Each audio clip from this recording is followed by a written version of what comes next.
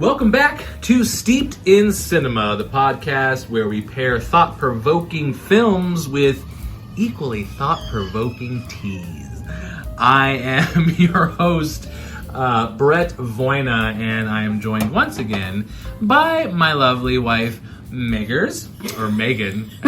Should call it nicknames. It's Megan. It's weird to say that. Super weird, but hi. Say hi. Hi. Today, we are going to be doing a discussion by request from one of our listeners out there, Chuck Bonakowski, one of our listeners and dear friends, and one of the founders of the Roving Rogues Productions. Chuck wanted to hear a discussion about Once Upon a Time in Hollywood, directed by Quentin Tarantino. This is a movie that is about an industry in transition, but also about people in transition, and people who aren't quite sure where they belong anymore. And honestly, that is something I think a lot of us can relate to. And of course, today we are pairing this perfectly with another fantastic tea provided to us by the Ohio Tea Company.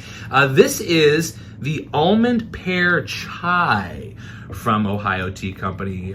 Big thanks to Ohio Tea for sponsoring this episode of Steeped in Cinema. Folks, if you are a tea drinker and looking for a great selection of loose leaf tea at incredibly reasonably low prices, check out the Ohio Tea Company. If you're in the local area, Canton, Ohio area, they are at 5154 Fulton Road in Canton, or you can check them out at www.ohiotco.com, and I'll be sure to link that website down in the description of this episode. So the Almond Pear Chai, this is a tea that is, okay, so the ingredients here are it's white tea with oolong, apples, almonds, in case that wasn't clear in the almond, and beetroot, it's interesting, coriander, cinnamon, star anise, fennel, pears, cloves, and natural flavoring. So there is a long list of ingredients in the apple pear chai. Listeners, it brews up with a nice pinkish color, almost like a rose-ish color. I prefer my chai teas with a little bit of milk and sugar to give it the latte type of a taste to it, even though it's not steamed. Megan, I believe, just has sugar? Yep, just sugar in this one, and it's fabulous. It's delicious. It's got this let me get a little. I mean, yeah, that's delicious. It's it's comforting. It's the usual, typical, reassuring spice of chai. If you're a chai drinker, it's it's just typical. But then it has this sweetness to it, like a little bit of a sweetness of the pear that kind of comes in, but then sort of dissipates as you swallow it down. Much like Rick Dalton, who is the lead character in Once Upon a Time in Hollywood. His character kind of is a star, and then sort of dissipates into a fleeting backdrop of a character, and that's what we're going to be discussing today. So, my friends, grab a cup. If you want to hit pause and head to Ohio Tea and grab the Almond Pear Chai to join us, feel free. Otherwise, grab whatever beverage of choice, settle in, and let's talk some cinema.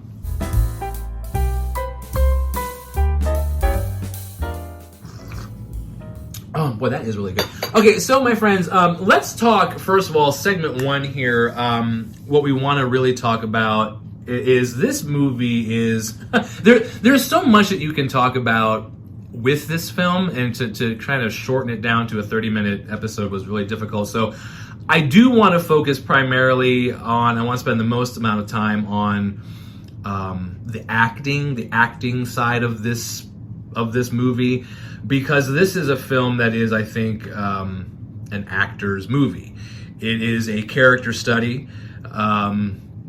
It depicts the struggles of actors and the industry itself really very well. Rick Dalton is the lead character, played by Leonardo DiCaprio. It's his story. It might be a very layered and deeply, maybe personal, I think, story from Tarantino. So Rick here, just to give you a little, he's not a bad actor or anything like that. He's not like a washed up actor because he's lost talent or anything. He's washed up because Hollywood and the industry has decided to sort of kind of move on away from his style and his era.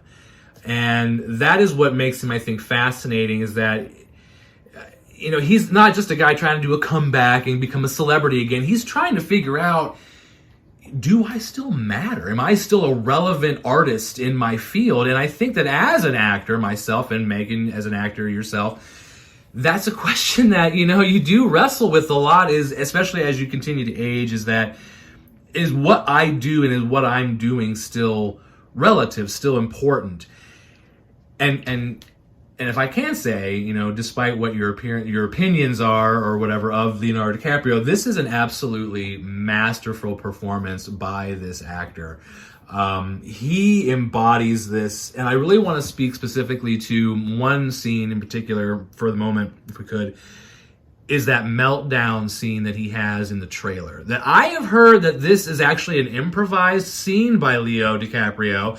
That Tarantino just gave him the basic motivation and the basic idea of what he was looking for, but there was no script, and he just rolled with it. And I mean, I was blown away. It was an absolute true representation of that moment.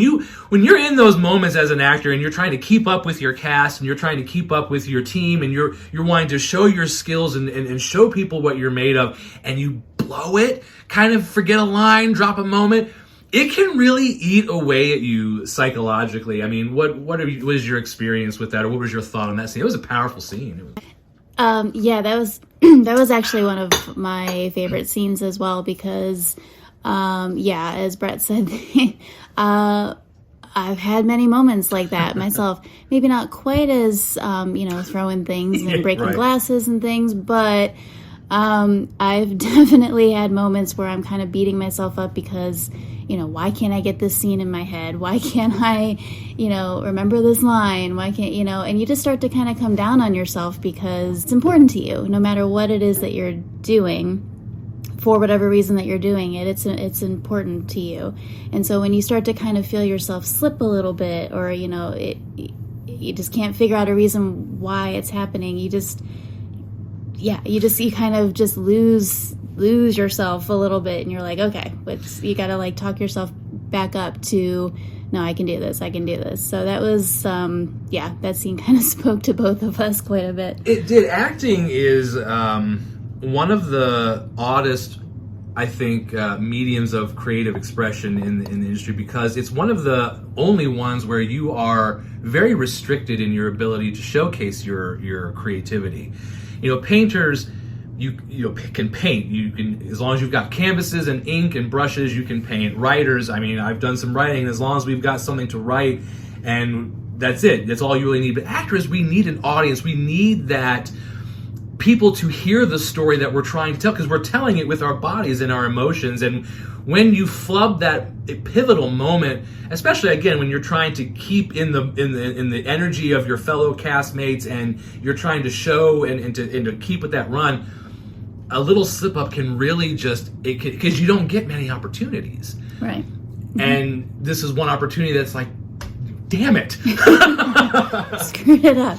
Yeah, exactly. And right, like you said, we're not maybe throwing things as Rick Dalton does in his scene because it's Tarantino, but I feel like we've all felt that way as actors in that moment when it's just like, I know I could have maybe done better, and why did I not do better? Mm-hmm. Well, and I think also it speaks to your underlying theme, I should say, to the whole movie, is validation. It's especially for actors and performers in general, or artists in general. It's we can't lie and say that we're not looking for that validation. That's part of why we do what we do. So I think that's just that whole underlying theme of the movie, is these actors that are looking outwardly to everybody else to kind of say, yes, you're still good at this. Yes, you can still do this. And then when it doesn't happen, that's, when you start to beat yourself up. And I even saw that one of my other favorite scenes was actually when Sharon Tate goes into the movie theater to watch her own movie. Yeah. And she's kind of there like all day just watching her own movie and just kind of waiting for everybody's reactions around her. And when they laugh, she kind of giggles like, okay, they're laughing at me. Okay, good. I'm good. Right. And that's like, that was another one that really like spoke to me because it was just like this, hey, is everybody still seeing me? Is everybody still, they still like what I'm doing? Okay, good. Did the joke land? Right, yeah. And then she comes out just very happy with herself, like, okay, I'm still okay. I'm still relevant. I'm still, so that was just, I think both of those scenes was exactly the two, like, ends of the crazy spectrum that actors are always on. Exactly. That's it. We are on a lot of spectrums. There's a lot of ends because yes, one end we're hating ourselves, we're throwing things because we can't believe we've done this. The other side is when we do land the right moment and the audience is reacting in the way we wanted them to. There is such a buzz from that. There is such an energy. Recently, just speaking, we were in a live production, Megan and I, of The Games Afoot here in the Massillon area. Big shout out to the cast and crew if they're listening out there. We had a big audience on our closing night. It was we had a lot of people in there, and they were all just very responsive. All the jokes were landing, and you just get this energy, this buzz from it, like, hey, they're getting it, they got it, I've done my job. And it's a reward, just as any job, whenever you've accomplished anything in any profession, it's a reward when you've done something amazing and you've had that shared experience. And I think that this movie really encompasses that. Speaking of scenes, too, one other one I do want to talk about is the scene where Rick Dalton is on set and he's sort of waiting for his scene. He's got his book and he sits down next to the little girl, co-star of his in the movie that they're making. They're both reading books and they're sharing this conversation. And Leonardo DiCaprio's kid Rick starts to give the synopsis of the book that he's reading to the little girl. And as he's giving the synopsis, we as the audience are realizing that he's basically sort of describing his own life in the character of the book. And he kind of starts to break down emotionally as he's kind of describing the story, realizing that it's himself. And I just kind of felt like, man, that is another just sort of a powerful scene. Even though it's not as Tarantino-ish, it's not as, violent, or maybe it's not as extravagant or theatrical. It's just this quiet little moment where the character just, as he's describing this book, and when he initially starts describing it, he's like, well, yeah, it's about, he doesn't seem very interested in the book. It's almost like he's reading it just because it's something to do in between the scenes. But then as he continues to describe it, he's just realizing that there's actually so much layer and so much context and relevance to the book that it breaks him down emotionally. And it was a great scene to see from Leo DiCaprio, even in his character, but it's also great to see in a Tarantino movie as well. And I don't know, that scene I just thought was really powerful. What did you think of that scene, or how did it speak to you? Yeah, I agree. It was interesting to see his character kind of have that, kind of private moment, not really, because the little girl was sitting there listening to him, right. But it was like he was able to, I don't know, maybe let down a wall, because she's just kind of this little innocent young girl who, obviously is in the business but hasn't been in the business very long, so hasn't been, torn down by the business maybe like he feels.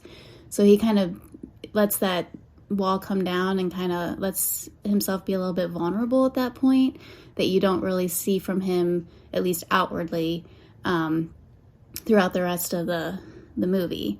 He has those moments kind of privately to himself, but, that was kind of the first and only time you see him kind of let somebody else see that part of him. Right. And it's kind of just part of his, journey into realizing, that he's been in this business for a long time. How much longer do I have, kind of a thing. And, and so, it was a very interesting moment for the character, because it's, the character, I think, is very interesting in that when he is you know, when you see him on screen, he's this very confident, you know, outlandish kind of a guy. But then, you know, you have those little moments where you see him just as himself, you know, not the actor, but just as himself, as the human being. And he has little moments of these insecurities, like he shows in that scene. He even has little moments, if you notice throughout the movie, in conversations where he's just himself. He's not acting, he's just himself. He has a little bit of a stutter. And and you know, a little bit of a twitch too. Just like little things that you notice about him that are these little nuances about him that don't come out when he's acting, but then when he's not acting, he kind of is like in this shell, kind of. So I just thought that was interesting. It was like you see both aspects of him throughout the entire movie, depending on the situation. Right, and I think again that also sort of encompasses a lot of actors too. Is that I think a lot of actors, I'm just speaking from my own personal self, our greatest moments of confidence are when we are in the character. In our real lives, we might be very unconfident and twitchy and anxious because we don't know how to behave. It's only when we're given the lines and we're told where to go, and then we feel the confidence to be these other people. And so you see that because, as I mentioned, you know, Rick Dalton is not a bad actor. You know, he's not like the cliche sort of theatrical over-the-top actor of the 60s or whatever. He's a very good actor that is he's just caught in an industry that's moving away from him. And I think that is the cruelty and the cruel reality of this industry, is that Hollywood idolizes youth and it reinvents itself constantly and discards its own legends. One day you're the next best thing. The next day you're struggling to keep your name on the call sheet. You know, and we see that especially in, I always want to mention, and I want to talk a lot about Brad Pitt's character of Cliff, who I believe, in my opinion, represents the industry of Hollywood itself. If you really watch Brad Pitt's character, I feel that he is representing the industry, because if you watch him throughout the movie, he's there with Leo throughout the whole thing. They're buddies, you know, he's always got his back. He's got some scandal in his past, a lot of things that might not be clear, but that's Hollywood. There's a lot of scandal in Hollywood's past. But he's the actor's buddy. He's the celebrity's buddy, until that moment in the film comes when Leo's characters realize that, you know, after that last Italian movie, that's pretty much going to be his last film, and that he and the stunt double, aka Hollywood, are going to separate ways. And that's just kind of Hollywood. Brad Pitt goes his own way. He's still going to be fine. And the actor is sort of left just kind of figuring things out. That's sort of the analogy that I took from it, because he's a very odd character. And I was fascinated. I think he almost steals the show in his simplicity, as Brad Pitt usually does. But another great performance by Brad Pitt. I mean, this is a character that you really don't know what to expect, especially in the controversial scene with the Bruce Lee character, which I get why the family was upset. You know, they're showing Bruce Lee was an asshole, arrogant, and beatable, which he was none of those things in reality. But I think, again, coming back to Hollywood being represented by Brad Pitt, that, yes, Bruce Lee was unbeatable physically, but the industry destroyed him so quickly. Especially in the ending there, when Hollywood or Brad Pitt comes in and saves the Sharon Tate character, another controversial topic. Sort of, I think the wish of Hollywood and the wish of the society at that time was that it could have saved Sharon Tate from the Manson situation. And I think this was sort of just that a fictional, alternate reality telling of what could have happened, you know, or what we wanted to have happened, even though it didn't happen that way. So I think that Brad Pitt's character, in my opinion, symbolizes the industry itself. Yeah, I agree completely. He's, I mean, Leonardo DiCaprio and Brad Pitt's characters, they obviously have a very strong relationship. They've been working together for years and years. But sometimes I get the sense that, like, from Leo's character, from Rick Dalton, it's like a love-hate right. with the Brad Pitt character, because Cliff is so, like, I don't know, nonchalant. I don't know if that's the word that I want to use, but he's just so like, I just take things as they come. If I get work, I get work. If I don't get work, I don't get work. You know, he lives in this tiny little, like, you know, disheveled trailer with his dog, and he's super happy in that. And, you know, he's just like kind of going day by day. Hey, Rick, what do you need? What do you need me to do? Where do you need me to be? Like, he's just very laid back. Whereas, you know, Rick is like out here like fighting for his life in this industry and trying to keep going. And so it's like, on the one hand, it's like Cliff is keeping him going, and he appreciates that because he's kind of his go-to guy for everything. But on the other hand, I think he sometimes looks at him like, why aren't you freaking out, man? Like, why aren't you like joining what's gonna, me? like why are you so cool? You know, because I mean, even up to the very end, you know, it's like Cliff's just like, yeah, it's cool, you know, whatever you need to do. Like, I'm just gonna keep going, and it's whatever.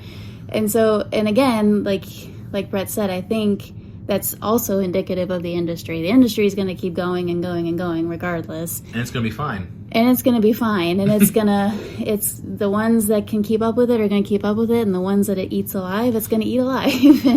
And that's kind of, you know, I think every actor, every artist, it's, you know, whatever your part is in Hollywood or the entertainment industry in general, understands that. And still wants to do it for whatever reason. And that's the sickness of it. And that's the sickness of it.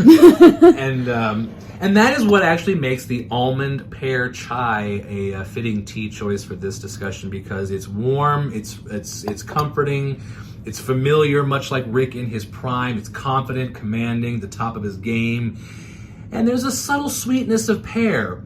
It's right there, and then, like his fame, it dissipates and slips through his fingers before he can catch it. So I think that is why this tea was an excellent choice to myself. As much as I could spend the entire show, and we've already gone like 20 minutes on the acting side of things, I do really want to talk also before we run out of time. I do want to, you can't talk about Once Upon a Time in Hollywood without, of course, talking about Tarantino himself.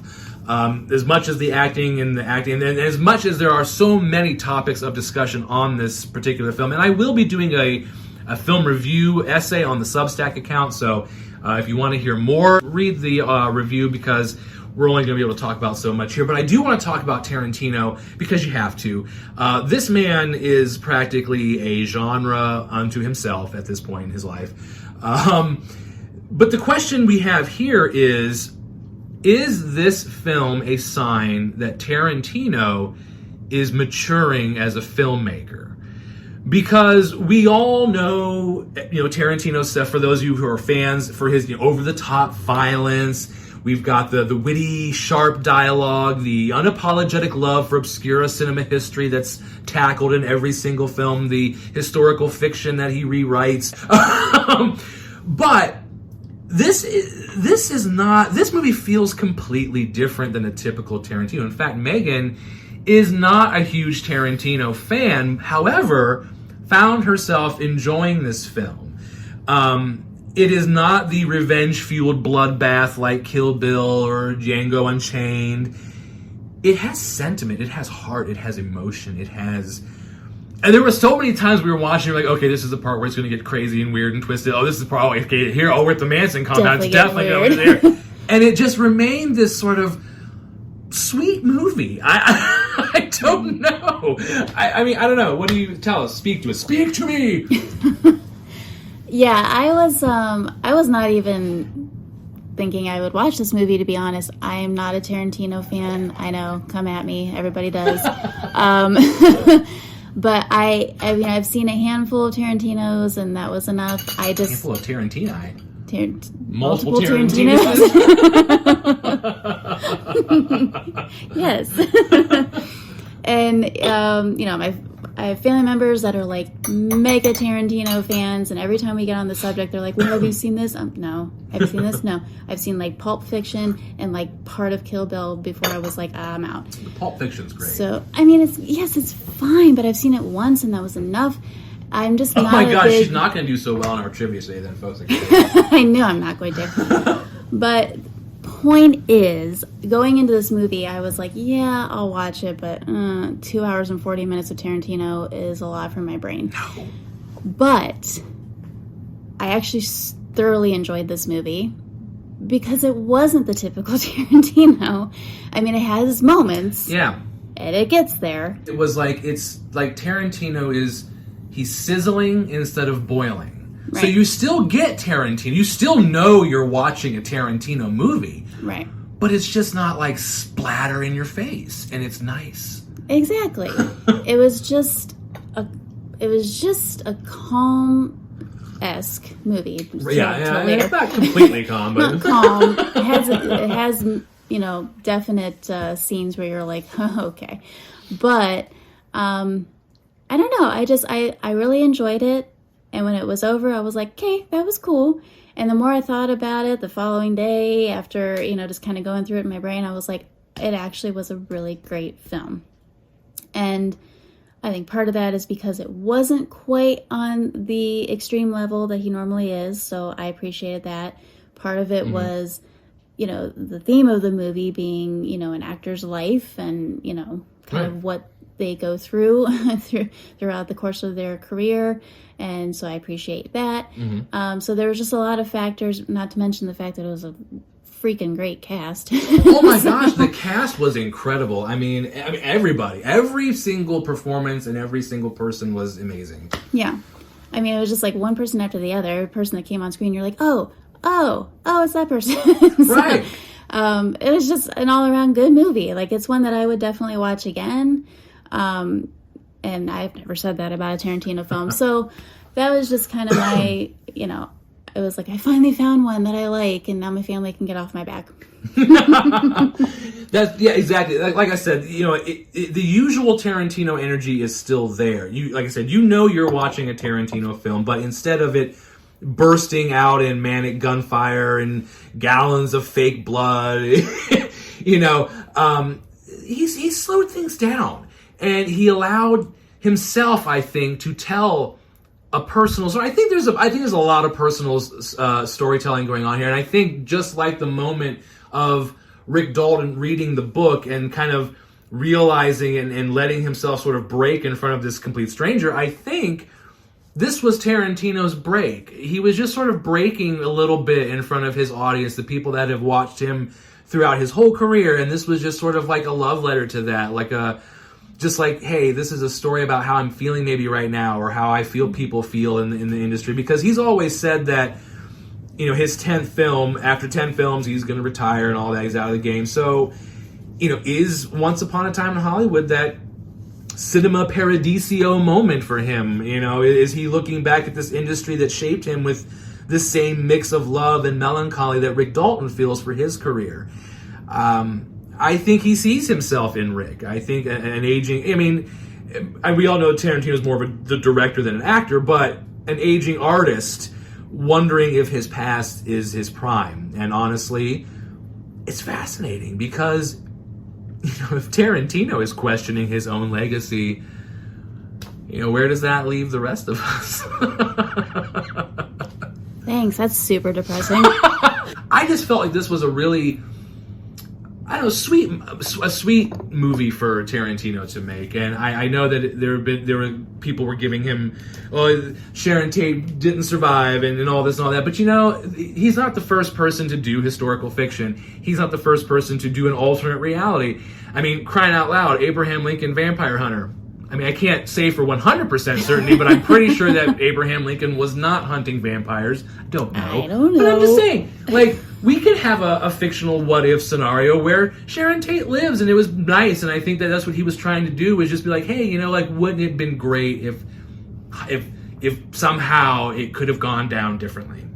Mm-hmm. And I appreciate the fact. I don't know. I just really love this movie. And like you said, 2 hours and 40 minutes, we usually have to break stuff down into days and parts, but we sat start to finish on this movie, and we didn't nod off, we didn't get bored, we wanted to finish it, and I think that also is a testament to the story, that it was just a personal... If you are someone who is in the industry or works in the industry, you just kind of feel a little bit of a connection to it. I don't know. So Megan, tell me your thoughts here on the Almond Pear Chai tea from Ohio Tea Company. What do you think? Now that we've had some time to allow it to sit on the palate, what do you think of it?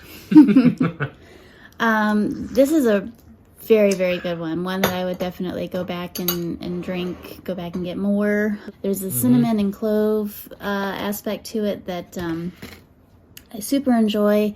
Reminds me a lot of like fall. Yeah. And smells like Halloween. It does smell like Halloween.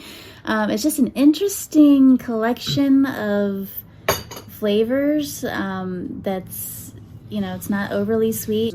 I really, really enjoy it. It's just a nice, smooth,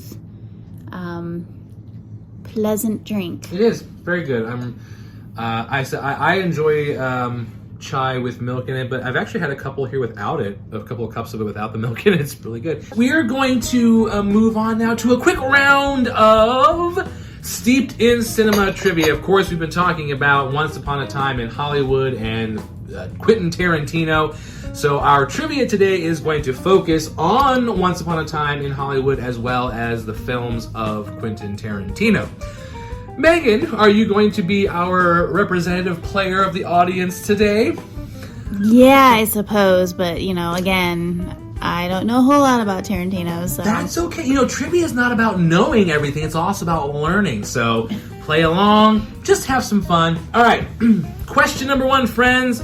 In Once Upon a Time in Hollywood, what is the name of the fictional TV Western that made Rick Dalton a star?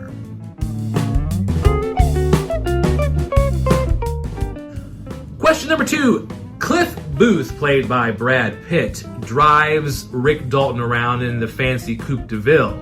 But when he goes home, what kind of car does Cliff Booth drive?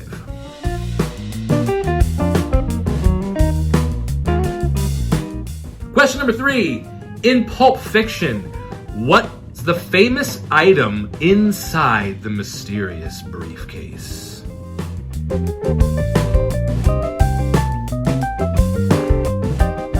Question number 4. Quentin Tarantino loves a good cameo in his films. What role did he play in Django Unchained?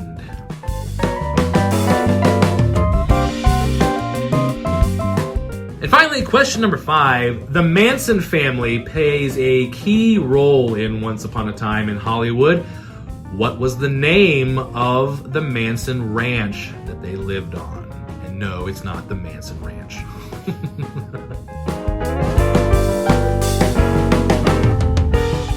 All right, Megan, are you ready for your answers? Sure. Okay. Let's circle back now to question number 1. In Once Upon a Time in Hollywood, what is the name of the fictional TV Western that made Rick Dalton a star? That show was called Bounty Law. Bounty Law! Yes, which, that's just funny. All right, question number 2.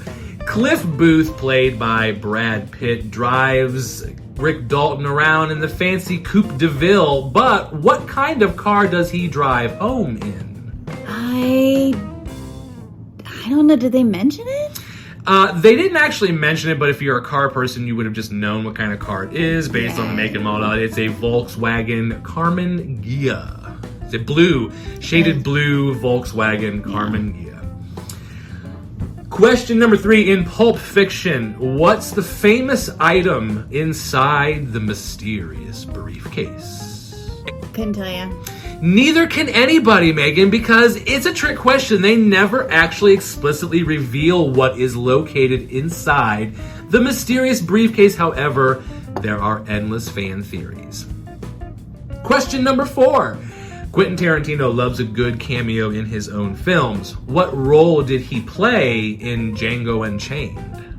That I actually am not positive on because I don't think that I've seen Django Unchained, or at least I've not seen the whole thing. Oh my. The answer is he worked for a mining company. I believe his name was Frankie. Question 5. The Manson family plays a key role in Once Upon a Time in Hollywood. what is the name of the ranch that they lived on? I believe it was called Spawn's Ranch? Yes, Spawn Ranch. Very good. So you did get some. See, it wasn't a total loss. Very good.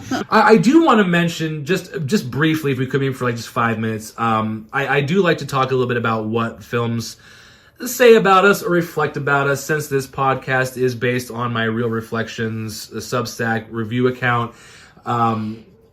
So I just want to talk briefly about how this film sort of reflects us a little bit. This film, I think, where we come from here is what I get from it.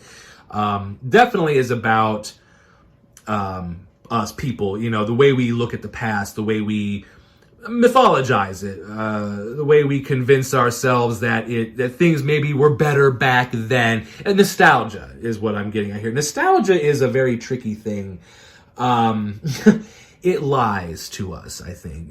We remember the good, the music, the fashion. Oh, the 80s were a simpler time. The 90s were awesome. And we filter out the bad. We ignore the struggles. We ignore the injustices, the things that made those eras far from perfect. And Tarantino knows this, which is why he gives us this alternate history, a world where Sharon Tate survives. It's a wish fulfillment fantasy wrapped in film grain. And we buy into it because, let's be honest, who would not want to rewrite the past sometimes? The real magic of Once Upon a Time in Hollywood is not just about what was, it's about what could have been. It's about longing for a reality that never existed, the aching desire to pause time before things change. And I think that's what it says, that it's just, hey, take a look at this real quick. I don't know. That's just my thought. I thoroughly enjoyed the movie. I thoroughly enjoyed what it was trying to say to its audience. I appreciate what it was saying, and it just kind of had a good old-fashioned feel to it, which was refreshing. Yeah. in a time that I think the good movies are few and far between these days.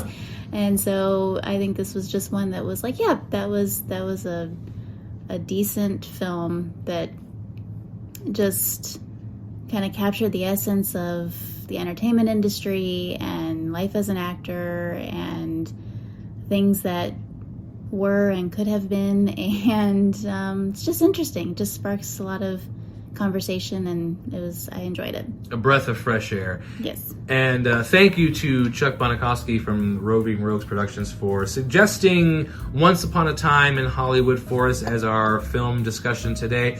Once Upon a Time in Hollywood, friends, this is a film about longing for youth, for relevance, for a world that no longer exists. It's about the myths that we tell ourselves and the truths that we try to ignore. Rick Dalton clings to his past because it's the only thing that makes him feel like he still matters. Cliff Booth exists in a limbo between what was and what will never be, and could maybe even be a representation of Hollywood itself, as Hollywood is always changing and always rewriting its own history. And that is why the Almond Pear Chai was the perfect pairing for this film. The warmth of nostalgia, the comforting feeling of fall, with the fleeting sweetness of something we can't quite hold on to, the pear that just fades away as we drink, much like Rick's fading career and Hollywood itself. And that is the thing about nostalgia, friends. Nostalgia, it's not about going back, it's about how it shapes us moving forward. And maybe that's what this film is really saying, that we can enjoy the past, but we can't relive it.